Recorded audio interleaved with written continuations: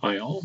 I just wanted to do this one video about something I saw on the internet, and you can look this up. If I ever learn how to put links to my videos here, I can do that. But there's a video out of a police officer.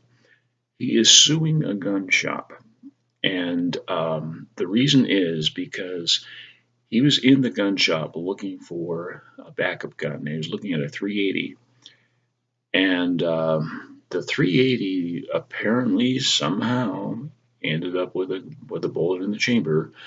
He pulled the trigger and he blew his finger off, and you can see the video of that. Now, I'd like to point out a couple of things about that video. And number one, whether or not he has a case or not, that's not what I'm trying to say. But I'm going to try. I'll say instead, someone who has worked in a gun shop and handled guns for many years, there was negligence on both parties, and I will even say more so on the part of the police officer because, first of all, when you work in a gun shop and when you handle guns in any capacity, the first thing always is you show they're empty. You clear the chamber.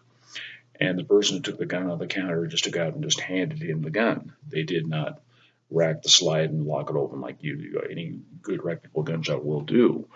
I'm not saying that gun shop isn't reputable, but that salesperson was negligent at that time. Now, what makes this even worse is the police officer, when he took it in his hand, didn't do it either. Now, here's a man who is a police officer who carries a gun as part of his equipment doing his daily job, and he didn't clear the gun either. And if you also look at it too, the way he's standing with the gun the barrel pointed to his left, and down about 20 feet away are some customers. This gun is pointed right at these other customers in the gun shop. So if he had squeezed that trigger then, he might well have shot one of them or shot the other clerk working down at the other end. And of course, when he pulled the trigger, he blew his finger off.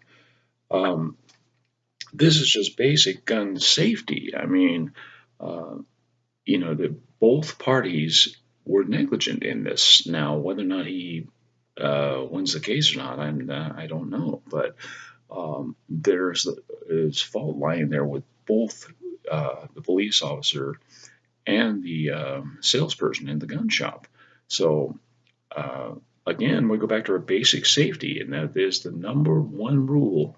There's several good ones, but the number one rule is every firearm is loaded and ready to deliver a lethal shot at all times. That is how you handle firearms. And this is whether you're a private owner person like you and I, or whether you're a salesperson, whether you're a police officer, this is how you handle a firearm. Every firearm is loaded. That is rule number one. Okay, so let this be a lesson to us. Let's remember this and remember our gun safety and make sure we're practicing gun safety. Okay, I can remember, I'm going to throw this in also, in the gun shop I worked in, the owner, who was an ex-police officer and a very experienced gun owner, he had a 22 rifle and he was in back around the office area with the rifle. It was, I can't remember, it was a brand like, I'm going to have this right, it was something like called ADT or something like that. And the gun broke down in the middle. You put it together and just, it was a 22 rifle. And he had a 22 Hornet round hollow point in the chamber. He knew it was there. And there was a square kind of thing on the bolt. I'm not quite sure, but it was back. And he was trying to make that move. And he was pushing it, and all of a sudden it pushed and set the round off. And he shot a hole in the ceiling. And we heard this big bang, and I was hit by the rifle because I was named by the customer. But for some reason, we just didn't think it was an actual shot. And fortunately for him, he was practicing basic gun safety. Other than that, where he had the rifle pointed in the air, so no one was injured, and I don't believe it went through the ceiling. It probably stayed in the roof. But his face, when he looked around the corner, was kind of like,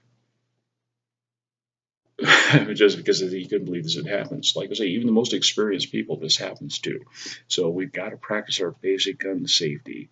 And, let's not be one of those people who hurts legitimate gun owners by doing something stupid with a gun.